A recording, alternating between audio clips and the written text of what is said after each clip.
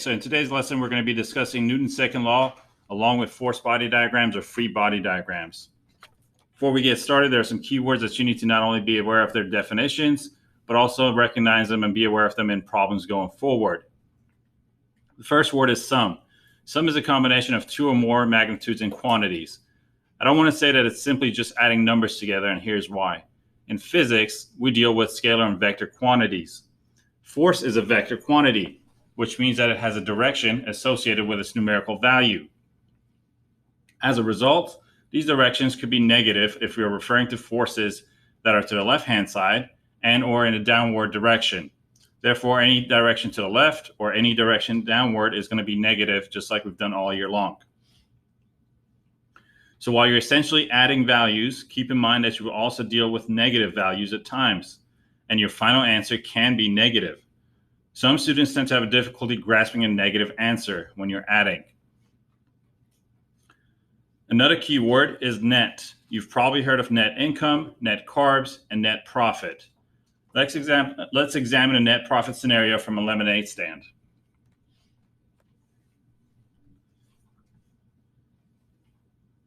If your price for each cup of lemonade is $5, well, your price is way too high. You need to cut it, as OT Genesis will tell you. But no, if your price is $5 for each cup of lemonade, and you sell 20 cups of lemonade at $5 each, you'll have $100 in your register or wherever you keep the cash. But the $100 isn't net profit. Let's say that you spent $20 on organic lemons, $20 on a pitcher with a dispenser, $5 on sugar, $5 on water, and $5 for ice, $5 for plastic cups, and $5 for material to make signs, and etc. In order to calculate net profit, you would have to deduct your expenses from the amount that you sold.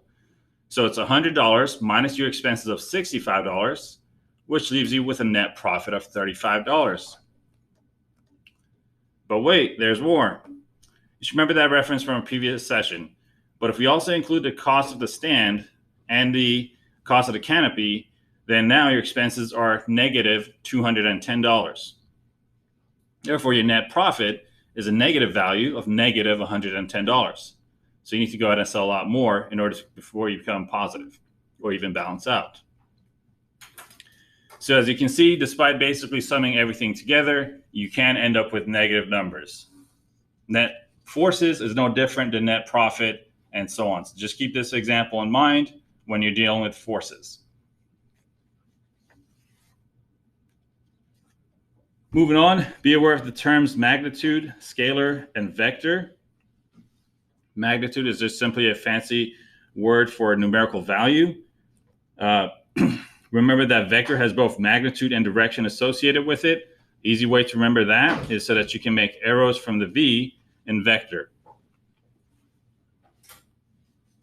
And finally, one of the key words that you're going to come across is balanced force, and that is when a net force is equal to 0 newtons.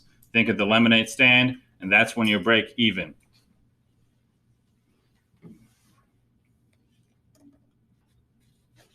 Now that we've covered the basics, let's discuss Newton's second law of motion.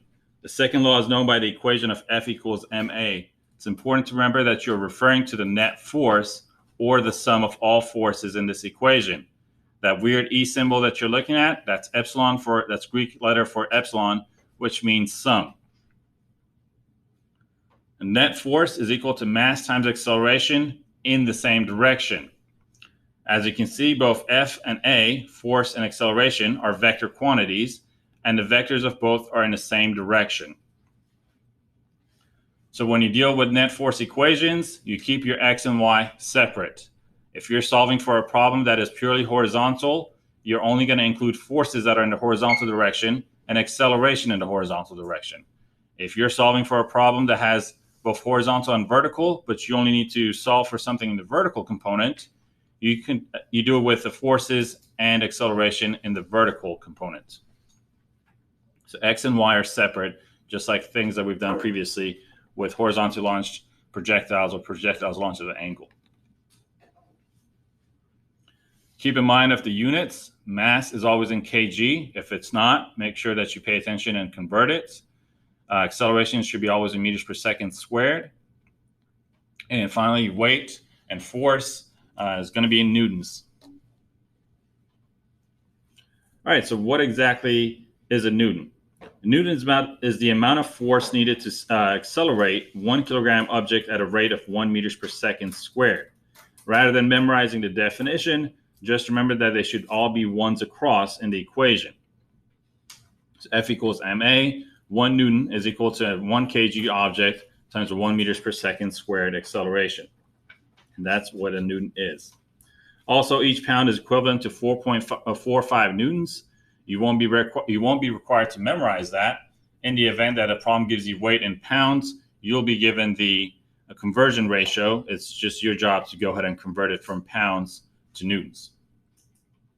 Key thing here is that remember is that weight is a force and it's not the same as mass. An object's mass is the same no matter where the object is located in the universe.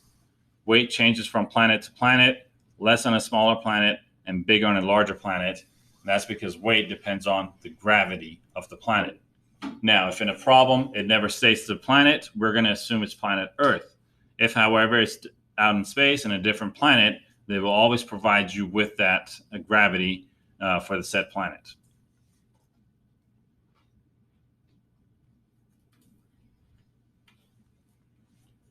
Going back to our formula of net force is equal to mass times acceleration. Based on this formula, we can understand the law of inertia, or Newton's first law, a little easier. The more mass an object has, the more force it is required to accelerate it. And subsequently, as a result, more force is required in order to change direction or to stop the object. Think about a bowling ball versus a ping pong or a tennis ball. Obviously, the bowling ball has a lot more mass, and if it's at rest, and if you're trying to get the bowling ball to start moving, you're going to require a lot more force than you would for a tennis ball or a ping pong ball.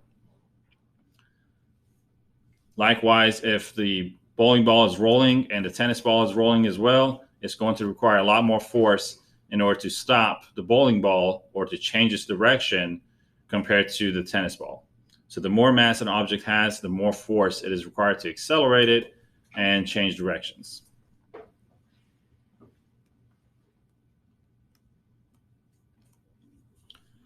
Okay, let's do a quick review on FBDs, force body diagrams or free body diagrams. These are used to illustrate all forces with relative magnitude and direction acting on a particular object. The direction of the arrow reveals the direction in which the force acts.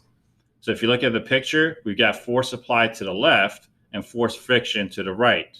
So we know we're moving to the left in this scenario because friction is always in the opposite direction of motion. If a problem doesn't tell you which way it's moving, you can assume that it's moving to the right, unless you're specifically told that it's moving in a different direction. Now, force applied could be push or pull. Obviously, if you're pulling, you could be pulling from the left-hand side. But if you're pushing from the right-hand side, and the force is acting to the left-hand side. Therefore, the force is always, the direction of the force is always in the direction in which it acts. So force applied could have been applied from the right-hand side, but you depict it on the left-hand side. FBDs can have 1, 2, or 3 or more forces. There is no maximum limit. However, there's always a minimum, and there's always one force always present. That's the force of gravity, or Fg. Don't confuse Fg with Ag. The only rule about FBDs is to depict all forces in that given situation or in that given moment. With that, let's talk about an example of a punter kicking a ball, and the question says when the ball is in the air. Again, in that scenario, if they tell you neglect air resistance when the ball is in the air, the only force acting on it is the force of gravity. If the problem states that to not neglect air resistance, which means included, the only two forces depicted at that moment is force of gravity and F drag or F air resistance. F drag and F air resistance are the same thing. However, you're not going to go ahead and put a force applied for the kicker or the punter kicking the ball because that happened a few seconds ago. And the question asks for when the ball is in the air. So it's at that given moment, that specific snapshot. This is a quick overview of some of the forces that you're going to see. These are not all of them, but these are most of the popular ones that you'll come across. Fn is your normal force, which is your weight, only present when an object is touching a surface. Key thing is Fn is always perpendicular to the surface. And since it's pointed up, it's going to be always positive. Force of gravity, Fg, is the one that is always present, always pointed straight down from the object and not the surface. Force friction is in the opposite direction of motion. Force applied can be push or pull. And finally, F tension is force tension, which is anytime there's a force by a rope, string, wires, slings, such as the ones on your backpacks and purses, chains, and so on. And each one of those items will require its own separate vector. So if you have a backpack with 2 slings, then it would be supported with 2 FT vectors. If you have a disco ball that is hanging by 1 single wire, it's 1 FT vector. If you have an object that is hanging by 5 different cables, then that's 5 FT vectors for that drawing. And finally, you have F thrust, which is the force of an engine, anything that has a car, like a car, jet, anything with an engine is going to be force thrust. All right, let's compare the one on the left and the one on the right. We have Fn, and as you can see, it's only present when the object is touching a surface, and it's always perpendicular to the surface. So that's why you see Fn being shifted on the left-hand side because we're on a slope, compared to Fn on the right-hand side because it's a flat. Fn, like I said, is perpendicular to the surface, whereas Fg is always pointed straight down from the object, and it's not to the surface. So no matter what, Fg is pointed straight down, Fn perpendicular to the surface. And in this picture, again, we see that force friction is to the right, which we can assume, and that the motion of this object is to the left, because friction is always in the opposite direction. So when you draw FBDs, always include every force that is happening at that moment, label your forces, and once we get to calculations, you will have to go ahead and put those values there as well.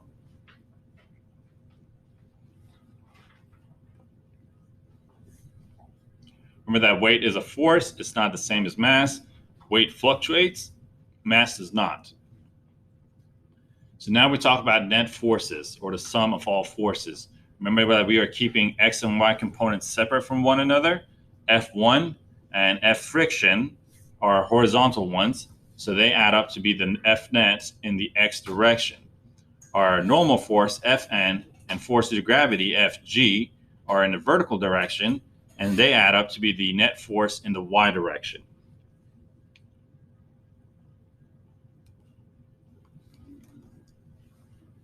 Okay, as we get into Newton's second law, which deals with the equation of F equals ma, here's some steps in order to be able to solve these problems correctly.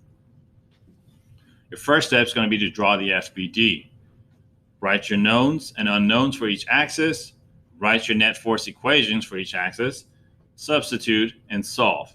Now, if you know that the problem has to deal only has to deal with a horizontal movement, then you don't need to draw the vertical ones. If you know that it's going to be a vertical movement, then you really don't need to draw the horizontal one, and just pay attention to your net force equations. So let's go ahead and do a really simple example. Problem number 1. What's the weight of a 3 kg object that is at rest? So it's at rest. We know it's not moving in either direction, neither horizontally or vertically. Weight is a vertical component. So when we draw our FBD, we've got the surface, we've got Fg going down, we've got Fn going up. Again, those two are balanced. It is not accelerating in either direction. And mass, in order to not confuse it with weight, you're going to go ahead and put mass inside of the box. So M is equal to 3 kg.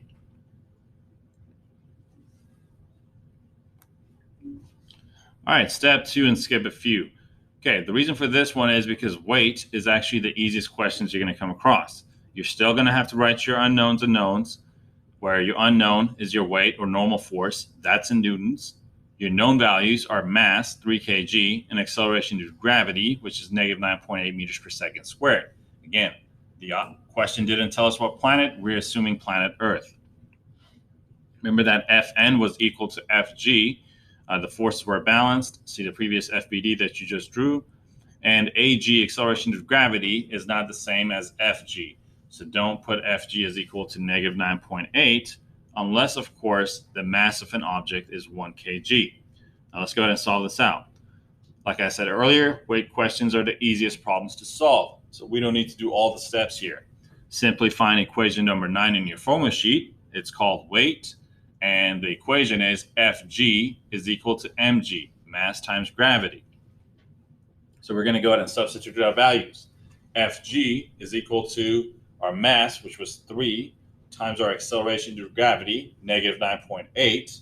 So it becomes negative 29.4 newtons. And that's Fg, the vector that was pointed down. But Fg is equal to Fn, and Fn is always positive because it's upwards. So Fn, your weight, is 29.4 newtons. Remember that just like many other things, such as speed and time, normal force cannot be negative. Therefore, normal force always has to be positive. No one has negative weight.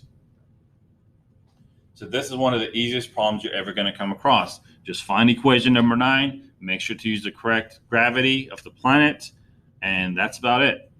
Now, the same question could be asked in a different way. They could say, what is the mass of a 3 kg object that's at rest on Earth compared to the mass of the object that's at rest in Moon? Well, in that case, mass doesn't change. So there's no calculation to do. Mass is 3 kg regardless. There's nothing for you to solve out. Mass is 3 kg no matter where that box is. All right, now let's go ahead and look at problem number 2. Force of friction is 10 newtons. How big of a force do you need to pull in order to accelerate this 3 kg box at 2 meters per second squared? So it's referring to the previous box and same mass, obviously. So now we're going to go ahead and accelerate this to the right. Well, it doesn't tell which direction it is. And when it doesn't tell you which direction it is, that is when you decide to move it to the right. So that friction is to the left and friction will be negative. So let's go ahead and draw our FBD. Now, I didn't draw my surface, I didn't draw my FG, and I didn't draw my Fn. The reason for that is because I'm only dealing with horizontal components. The question asks, the force of friction is 10 newtons. How big of a force do you need to pull in order to accelerate this box at 2 meters per second? That is a horizontal pull, not a vertical. So therefore, I didn't bother with drawing my vertical components as I'm not going to be including them in my equations. Now, the force applied is longer than force of friction because we're accelerating. Anytime you have an acceleration, the arrow has to be longer. Again, didn't tell us which direction. We chose right so that friction could be to the left and friction can be pointed as negative. The problem's never going to go ahead and put it as negative values for you. That's your job. So when you draw your diagram, anything to the left is negative, anything down is also negative. So let's go to step 3. Now we list our knowns and unknowns. Force applied is unknown with basically newtons. Anytime you're solving for something, make sure to put units next to it after the question mark. So force applied is our unknown value. That's with units of newtons. Force friction is negative 10 because it's going to the left. Our mass was 3 kg. And finally, our acceleration in the horizontal direction was 2 meters per second squared. Remember that the acceleration in the vertical direction is negative 9.8, but we're not worried about vertical direction here. It's only horizontal. All right, our net force in the x direction is composed of 2 forces, force friction on the left plus force applied. And our net force in the y direction would have been Fg plus Fn. They're not drawn again because this is a horizontal problem. So we are only going to deal with EFX, force friction plus force applied. So let's go ahead and substitute our values. We don't know our EFX. We do we do know our force friction, which is -10, and we're trying to solve for force applied. So now that leaves us with essentially two unknown variables. And we can't go forward unless we actually find what EFX, or net force in the x direction, is. So net force in the x direction is, remember, the equation is F equals ma. And when you talk about net force in the x, it simply becomes mass times acceleration in the x. So net force in the x equation is known as what's called max. Net force in the y equation is known as what's called ma. So it's max and ma being acceleration due to y. So here we got EFX is equal to mass times acceleration in the x. Mass was 3, acceleration was 2. Multiply the two together and you get net force is equal to 6 newtons. That's your net force, not your FA, which is what we want to solve for. So now we go back to our original equation, which was our net force is made up of FF and FA, and two of them added together gives us a value of 6. So once we substitute EFX for 6 and force friction with -10, we get 6 is equal to -10 plus force applied. Add 10 to each side, and you get force applied is equal to 16 newtons. This is why it's crucial to have negative values where you're supposed to. Because if you had simply kept it as 10 newtons for force friction, you would have been subtracting 10, and 6 minus 10 is not the same thing as 6 plus 10. If you had made that error, though, when you get your answer, 6 minus 10 is -4, and that shouldn't make sense because the force applied vector that you drew is longer than the 10 value that you have on the left-hand side. So you can't say that it's 4 on the right and only 10 on the left.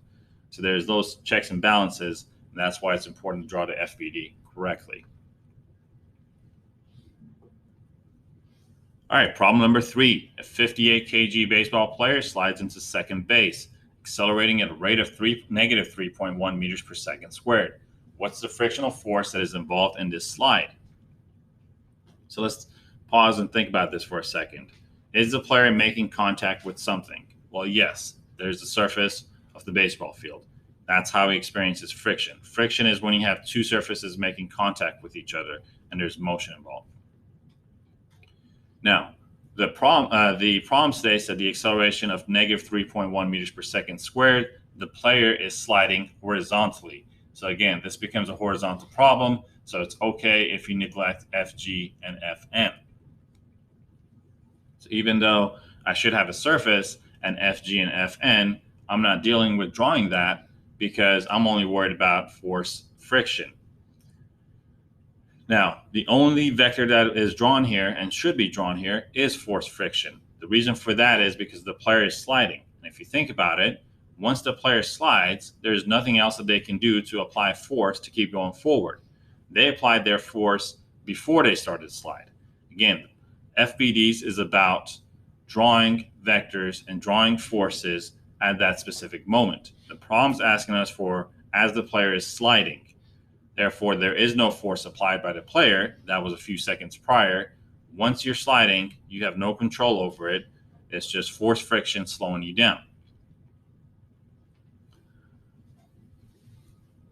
So what's the slide of the frictional force that is involved in this example?